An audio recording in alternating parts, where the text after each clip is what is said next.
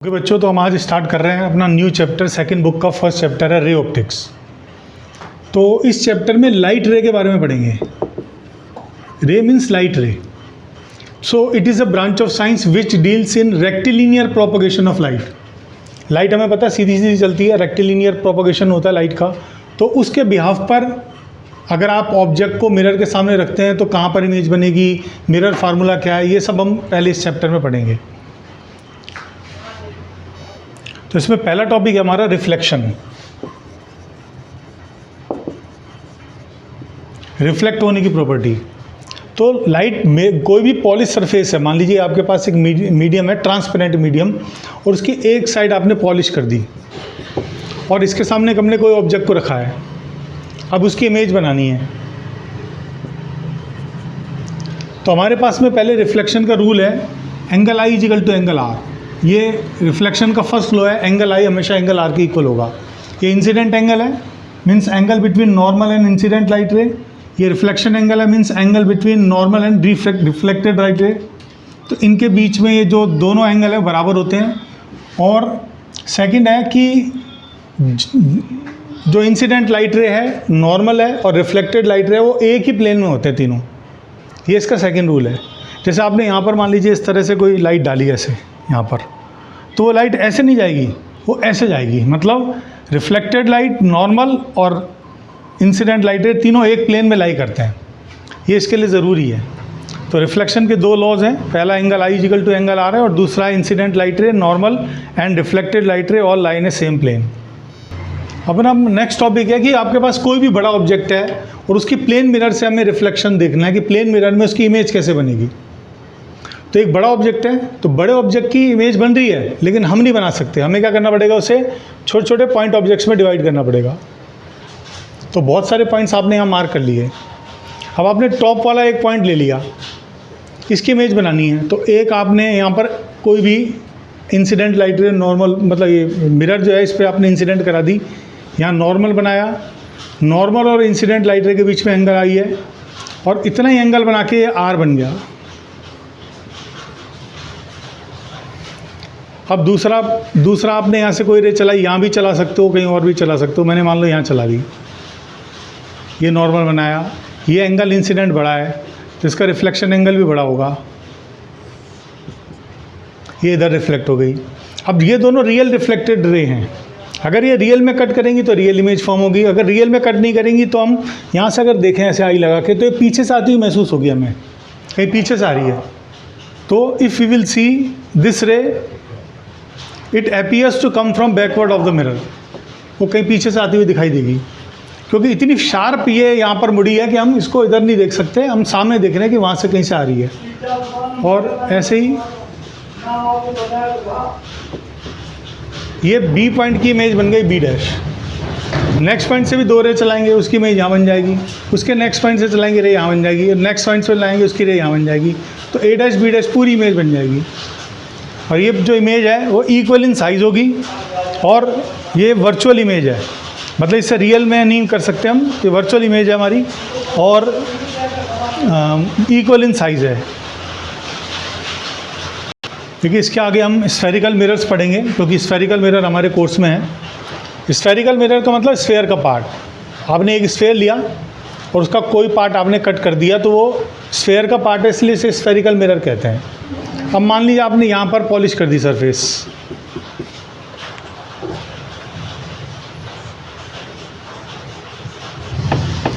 ये आपने कंटिन्यूसली दिखा दिया, यहाँ पॉलिश कर दी, तो ये केव टाइप बन गया, गुफा की तरह जो होता है, अंदर धंसा हुआ है ये पार्ट। क्योंकि आपको ऑब्जेक्ट को हमेशा रिफ्लेक्टेड जो साइड है, ये रिफ्लेक्टेड साइड है, ये पॉलिश्ड सरफेस है। पॉलिश सरफेस से हमेशा अदर साइड रखना पड़ेगा ऑब्जेक्ट को। अब इस तरफ रखने के लिए इस तरफ ऑब्जेक्ट को रखेंगे, तो ये कॉनकेव मिरर हो गया।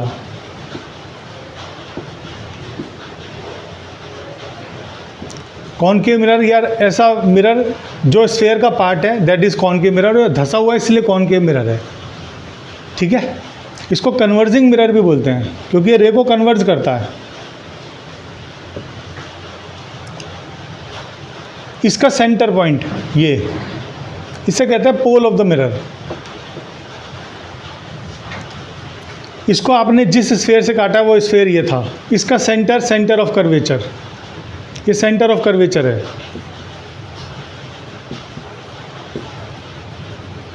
कर्व का सेंटर, ये जो कर्व है इसका centre of curvature, centre of curvature और पोल का मिड पॉइंट ये फोकस होता है।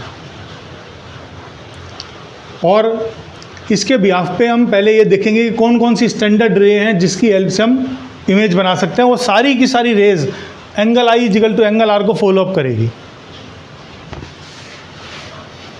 ये ज्वाइनिंग लाइन जो है पोल और सेंटर ऑफ कर्वेचर को जो लाइन ज्वाइन कर रही है, इस लाइन को कहते हैं प्रिंसिपल एक्सिस।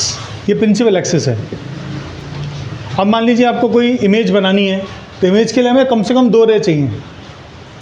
अब एक रे आपने मान लीजिए किसी ऑब्जेक्ट से चलाई और ये पैरेलल आ गई इसके, यहाँ पर आपने ये पॉइंट ऑफ इंसिडेंट है, इस पर नॉर्मल बनाया, नॉर्मल सेंटर ऑफ कर्वेचर से पास होगा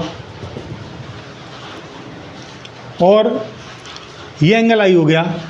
अब जितना एंगल आई है उतना एंगल आर आप बनाएंगे, सेम एंगल, और ये बनाएंगे तो ये जो रिफ्लेक्टेड रे है फोकस से पास हो जाएगी। Angle i equal to angle r है। लेकिन हम अपने स्टैंडर्ड रे याद कर ली कि अगर कोई incident light ray principal axis के पैरेलल इंसिडेंट होती है तो आफ्टर रिफ्लेक्शन वो फोकस से पास होती है। ये एक स्टैंडर्ड रे हो गई, ये फर्स्ट स्टैंडर्ड रे है। सेकंड भी इसी में बता देता हूँ। मान लीजिए कोई रे फोकस से पास हो रही है, अगर आपको डिफरेंट कलर है आपके पास तो डिफरेंट कलर से बना देना है। 2 नंबर रे है, ये फोकस से पास हो रही है, ये पॉइंट ऑफ इंसिडेंट है, इस पर नॉर्मल बनाएंगे और सेंटर ऑफ कर्वेचर से पास होगा। और जितना ही एंगल आई है उतना एंगल आर आप बनाएंगे तो ये रे रिफ्लेक्ट हो जाएगी। तो जो रे फोकस से पास होती है आफ्टर रिफ्लेक्शन वो प्रिंसिपल एक्सिस के पैरेलल हो जाती है, और जो पैरेलल है वो फोकस है। तो parallel focus, focus parallel. Third रे देखिए, अगर मान लीजिए कोई रे सेंटर ऑफ कर्वेचर से पास हो रही है, ये पॉइंट ऑफ इंसिडेंट है, यहाँ नॉर्मल बनाएंगे तो नॉर्मल भी यही हो गया सेम। तो नॉर्मल और इंसिडेंट रे के बीच में 0 एंगल है तो एंगल ऑफ आर भी 0 होगा और मतलब ये रे वापस रिफ्लेक्ट हो जाएगी। तो जो भी रे सेंटर ऑफ कर्वेचर से आती है वो उसी रूट पे वापस रिटर्न हो जाती है सेम। और फोर्थ रे है, मान लीजिए आपने कहीं पोल पर आपने इंसिडेंट की रे, ये एंगल आई है, नॉर्मल बनाया तो वो सेंटर ऑफ कर्वेचर से जा रहा है, तो जितना एंगल यहाँ बन रहा है उतना एंगल यहाँ बन जाएगा। और ये आपकी फोर्थ स्टैंडर्ड रे है। इन फोर्थ स्टैंडर्ड रे में कोई भी 2 रे हमको ज़रूरत होगी इमेज फॉर्मेशन के लिए। अब अपने पास में 6 केस हैं कॉनकेव मिरर के, 6 केसेस हैं। जैसे पहला केस है कि अगर ऑब्जेक्ट इनफाइनाइट पर हो तो कहाँ इमेज बनेगी। दूसरा केस है इनफाइनाइट और सेंटर ऑफ कर्वेचर के बीच में ऑब्जेक्ट हो तो कहाँ इमेज बनेगी। तीसरा है सी पर ऑब्जेक्ट हो तो कहाँ इमेज बनेगी। फोर्थ है सी और एफ के बीच में ऑब्जेक्ट है तब कहाँ बनेगी। फिफ्थ है फोकस पे तो कहाँ बनेगी। और 6 है ओ एफ के बीच में ऑब्जेक्ट है तो कहाँ बनेगी। तो 6 अपने पास स्टैंडर्ड केस हैं। पहला स्टैंडर्ड केस है when object is eight infinite. Infinite का मतलब बहुत दूर से भी बहुत दूर। जब दूर ऑब्जेक्ट होता है ना तो क्या करना है, हमें ऑब्जेक्ट से पैरेलल रे चलानी है, ऐसे 2 पैरेलल रे। ऐसा इसलिए है क्योंकि जैसे जैसे ऑब्जेक्ट दूर होता जाएगा रेज एक ही पॉइंट से, ये इनफाइनाइट के एक ही पॉइंट से दो रे आ रही हैं, यहाँ तक आते आते वो पैरेलल हो जाएंगी। जैसे मान लो ये आपके पास ऑब्जेक्ट है और ये हमारा मिरर है, इस पर मैं एक रे बना रहा हूँ, इस पर मैं दूसरी रे बना रहा हूँ। ये पैरेलल नहीं है, ये पैरेलल नहीं है, अलग अलग पॉइंट पे इंसिडेंट हो रही है, पैरेलल नहीं है रेज। लेकिन अगर ये रे बहुत दूर से आ रही हैं,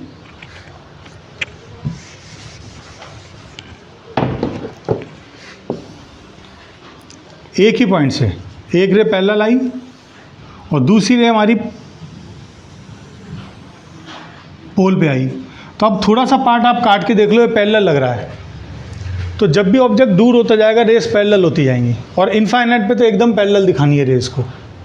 तो पहला केस है कि अगर ऑब्जेक्ट इनफाइनाइट पे है तो इमेज कहाँ बनेगी, हमें पता है पैरेलल फोकस, तो जो पैरेलल आ रही है फोकस से पास हो जाएगी। दूसरी पैरेलल आ रही है वो भी फोकस से पास हो जाएगी, तो फोकस पे इमेज बनेगी। और इसमें 4 चीज़ें बतानी हैं। ये जो इमेज बनेगी ये हाईली डिमिनिश्ड बनेगी, बहुत छोटी, फोकस पे बनेगी। रियल बनेगी क्योंकि रियल में कट कर रहा है, और रियल इमेज इन्वर्टेड होती है, ये आपको थोड़ा ध्यान रखना है कि इसमें बनाना पॉसिबल नहीं है क्योंकि बहुत छोटी इमेज है। तो ये 4 चीज़ें हमें हर केस में बतानी है कि ऑब्जेक्ट पे कहाँ, ऑब्जेक्ट कहाँ पर है, इमेज कहाँ बन रही है, और इमेज की 4 क्वालिटीज़ आपको बतानी है। सेकंड केस है अगर आपका ऑब्जेक्ट इनफाइनाइट और सी के बीच में कहीं भी रखा है, तो पैरेलल फोकस कर सकते हैं, पैरेलल फोकस, फोकस पैरेलल, यहाँ इमेज बनेगी और ये सी और एफ के बीच में बनेगी इमेज, और डिमिनिश्ड होगी, थोड़ी छोटी होगी, एफ और सी के बीच में बनेगी, रियल बनेगी और इन्वर्टेड बनेगी। ये 4 क्वालिटीज़ आपको लिखनी है। थर्ड केस है कॉनकेव मिरर में आपका जो ऑब्जेक्ट है वो सी पे रखा हुआ है, ए बी। अब पैरेलल फोकस, फोकस पैरेलल, तो ये जो इमेज है ये भी सेम साइज़ की बनेगी। अब थोड़ा इधर उधर हो सकता है क्योंकि हम लोग परफेक्ट सर्किल नहीं बना रहे। अगर आप कंपास के थ्रू बनाएंगे और बड़ा सर्किल लेंगे तो बिल्कुल सही जगह बनेगी। कंपास के थ्रू बनाना है और बड़ा सर्किल लेना है, बड़े सर्किल में अप्रोप्रिएट इमेज बनती है जहाँ बननी है। ये 4 क्वालिटी आपको लिखनी है, equal in size, on C, real and inverted. Case number 4 है when object lies between C and F. ये आपका ऑब्जेक्ट है ए बी, सी एफ के बीच में है, पैरेलल ले चलाई, वो फोकस से पास हो गई, और फोकस से भी चला सकते हैं आप, कोई दिक्कत नहीं है क्योंकि ये बनाना पॉसिबल है। तो वो ऐसे कट करेगी तो वो कहाँ इमेज बनेगी, सी और इनफाइनाइट के बीच में इमेज बनेगी, और ये एनलार्ज होगी इमेज, रियल और इन्वर्टेड। ये 4 केस हमको लिखने हैं, 4 प्रॉपर्टीज़ लिखनी है। केस नंबर 5 है when object lies on focus. ये यहाँ पर ऑब्जेक्ट है फोकस पर, एक रे पैरेलल चला दी, वो फोकस से पास हो गई, दूसरी फोकस से चलाना पॉसिबल नहीं हो पा रहा तो पोल पे चला दो, या सी से ऐसे लगाओ, ये रे है, अगर हम देखें तो ऐसा लगेगा कि ये सी से पास हो रही है, और जो सी से पास होती है वो सी से वापस रिफ्लेक्ट हो जाएगी। ये 2 पैरेलल रे आपस में जाके इनफाइनाइट पे टकराएंगी। तो ये इसके लिए भी 4 चीज़ें हो गई, हाईली एनलार्ज बनेगी इमेज, इनफाइनाइट पे बनेगी, और रियल होगी, इन्वर्टेड होगी।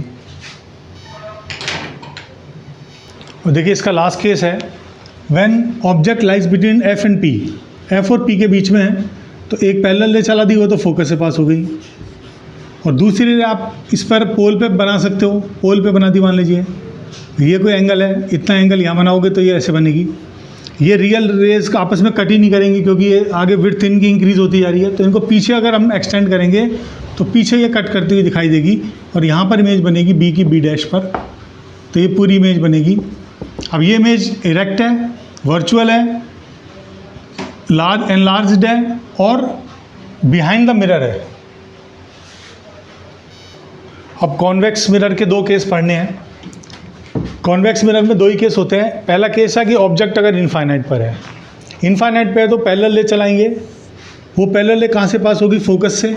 इसका मतलब जब ये रिफ्लेक्ट होगी तो जब इनको बिहाइंड करोगे तो ऐसा लगेगा जैसे फोकस से पास हो रही है। और एक रे इनफाइनाइट से चला रहे हैं, सेकंड रे, ये भी रिफ्लेक्ट होने के बाद ऐसे बिहेव करेगी जैसे फोकस से आ रही है। तो यहाँ पर ये दोनों जो रेज हैं ये वर्चुअली कट कर रही हैं, तो वर्चुअल इमेज बनेगी, और वर्चुअल इमेज इरेक्ट होती है, और ये हाईली डिमिनिश्ड बनेगी, और ऑन फोकस होगी ये। नेक्स्ट केस है इसका second number, object lies between infinite and pole. कहीं भी ऑब्जेक्ट रखा हुआ है, इसकी इमेज बनानी है आपको, सॉरी ए बी कर देता हूँ।